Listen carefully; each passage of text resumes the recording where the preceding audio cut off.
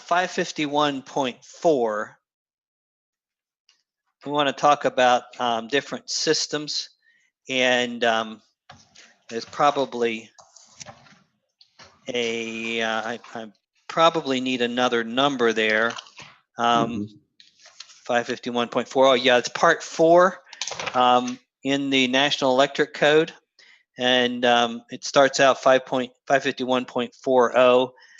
You already talked a little bit about listed material, but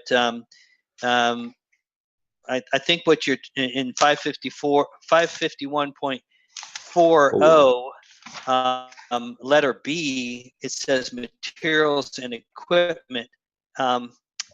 It says electrical materials, devices, and appliances, fitting, and other equipment installed in, intended for use in, or attached to the recreational vehicle shall be listed.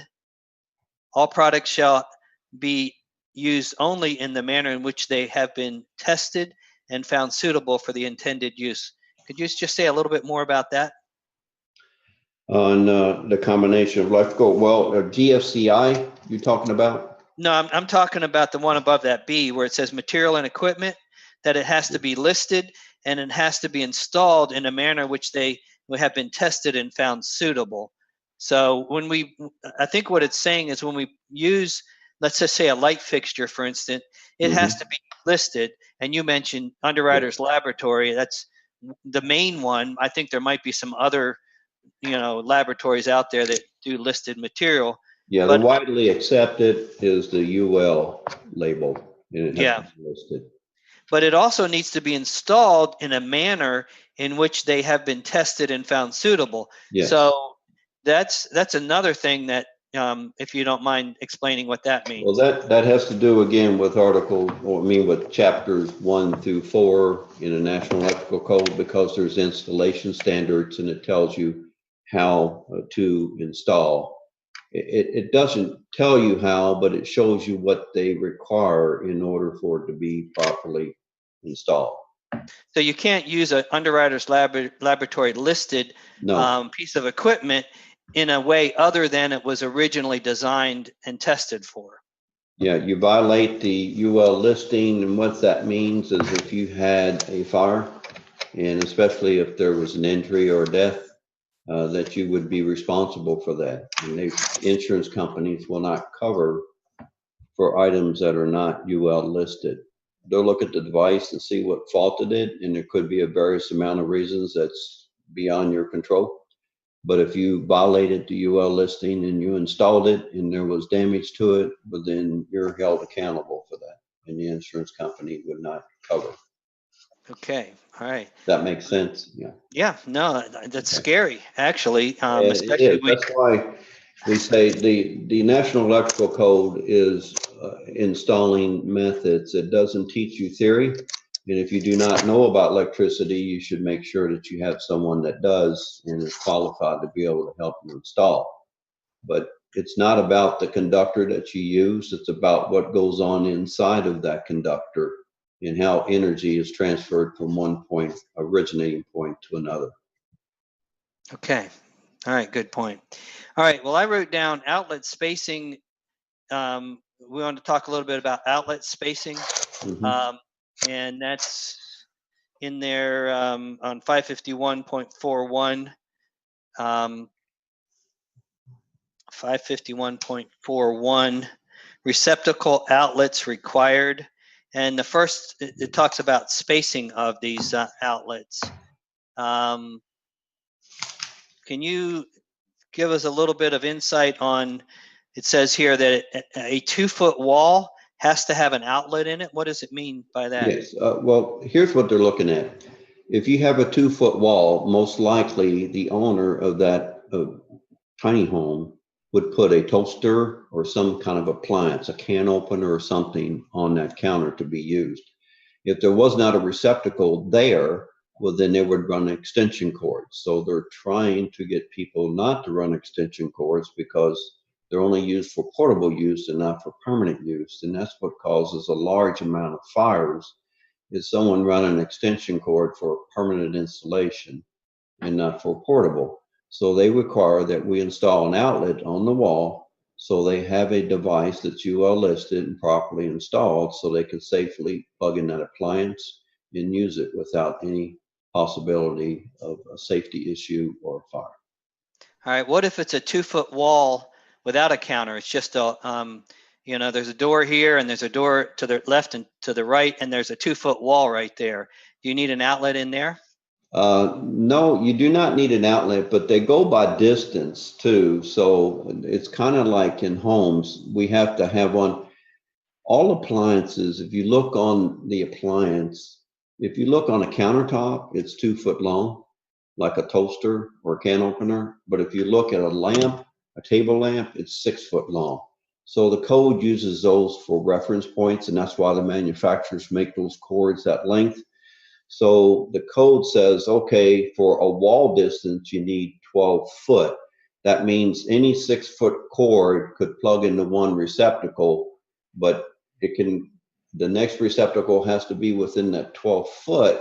So you can plug in another, you can use one receptacle or another and meet in the middle. So you always have a place to be able to plug in. Same way with countertops. They're making sure that the 2 foot cords that are on the countertop, that you have a place to be able to plug that one in without that cord going across a range or a stove or anything else that might obstruct it, like a sink. You don't want a live cord going over a sink. Okay. And those outlets that are on the countertop, can you tell us what age? The outlets on the countertop, anything on the countertop now, it used to be a rule on that, if how far it was from water. But now the National Electrical Code realizes that people are using water for different things, appliances that have water containers in them. So they want to make sure that no one gets electrocuted. So the safety of it is they're requiring that we have a GFCI, and that's called a ground fault circuit interrupter.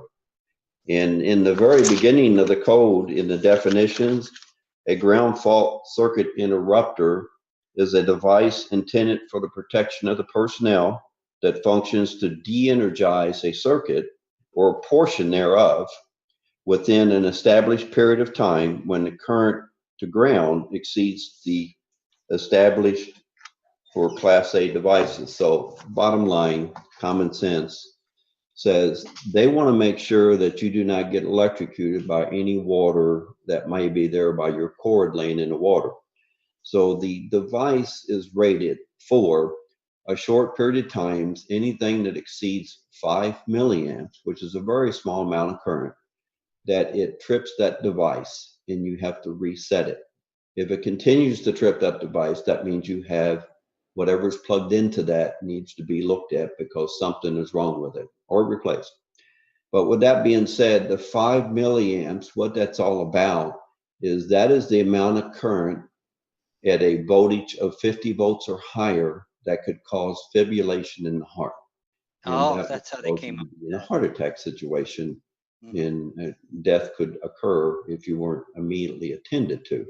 So the ground fault circuit interrupter is there to protect you from any amount of current passing across your heart, so you do not get electrocuted. Okay, so we're talking about countertops in the kitchen, but also the bath sink. The bath sink, that could be wet. Doors, and an exterior outlet. exterior outlets, outdoors, anything around the vehicle that's exposed. You got to look at any place where there could be a damp location. That's where they have it. They even have it in garages, because in a garage in a tiny house does not have that, but the code applies to areas where there's damp areas. And that could be due to humidity, or it could be due to a water source that you have nearby. In kitchens and bathrooms and outside have water sources of all types. And this goes without saying, but just to mention it, you don't want to put any outlets in a tub and a shower. No. Yeah, that the code didn't used to address some of that, and people would put a panel in, and someone would come in and remodel and put a shower, and they had the panel in the shower. A lot of that is used for saying how can someone do that? How can they be of that mindset? But who knows? So they directly, that's why the code has gotten so thick. That's why it's renewed every 3 years, because they want to make sure that they cover every little situation that may happen that wasn't covered in the code. So the liability is not there anymore, and it's the responsibility of the individual. Okay. All right, let's move on to 551.42. Okay. And Branch you're in the 2017 code, I might say. I'm in the 2014, so our articles don't line up don't exactly. line up. Okay, well, I'm at the heading says branch circuits required. Okay. So whatever article, it's all 551, Yes, but it it definitely. might be Yes. broken up a little bit differently in the new code Okay. book. It says where it's talking about a 15 amp circuit, a 20 amp circuit, two to five 15 to 20 amp circuits, and more than 5 circuits without a listed energy management system. Yes. How can you have like, and we're obviously talking about RVs here, because if you had a house with one 15 amp circuit, that wouldn't, I mean, that certainly would be a small house, which I guess in today's world, there may be a situation where you have a small enough house for one 15 amp circuit, but it wouldn't run very much. No. But I guess there's different things, and most tiny houses have 2 to 5 circuits that are 15 to 20 amp in them, and then some of them may have more than 5 circuits. So why are they breaking them out in the code book here into different possibilities? Well, it depends on the load that's being applied. So when they're talking about kitchens, they're talking about higher rated amperage circuits because of the appliances that you get. So if you get a toaster and it's rated 1500 watts, well, then Ohm's law just says you divide the voltage into the watts and you'll come up with the current. And that's going to end up being 12.5 amps. So the breaker size for that would be a 15 amp. But you get into some of the higher wattage consumed items like a heater or something like that, or an oven, it may be 2000 or 1800 watts. So when you divide that into 120, you're going to get over the 15 amps. So they're saying, okay, general rule, we're not going to bog you down with the specifics of it, but we require that you put in so many 15 amp circuits in areas like living spaces. And in areas like appliances, like in the kitchen, you put in 20 amp rated receptacles, and this is how many you put in.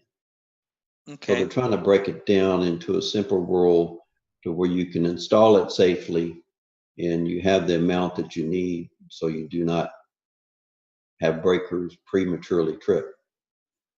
Okay. So on here it says the load distribution shall ensure a reasonable current balance between phases. What's a Yes. phase?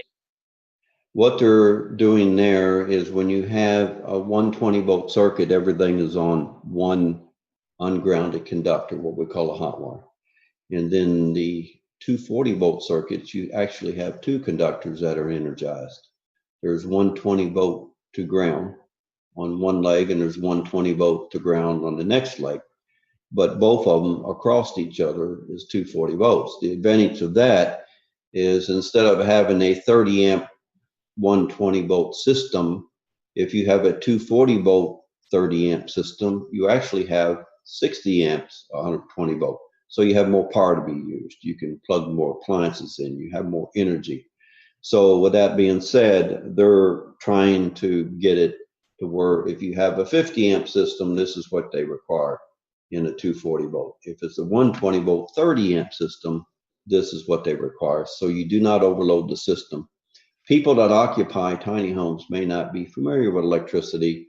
They just want to plug stuff in and be able to use the tiny home to the best of their ability. So we are standardizing something to install that is safe. So whatever they plug in, they're not going to trip anything and they're not going to endanger anybody or themselves.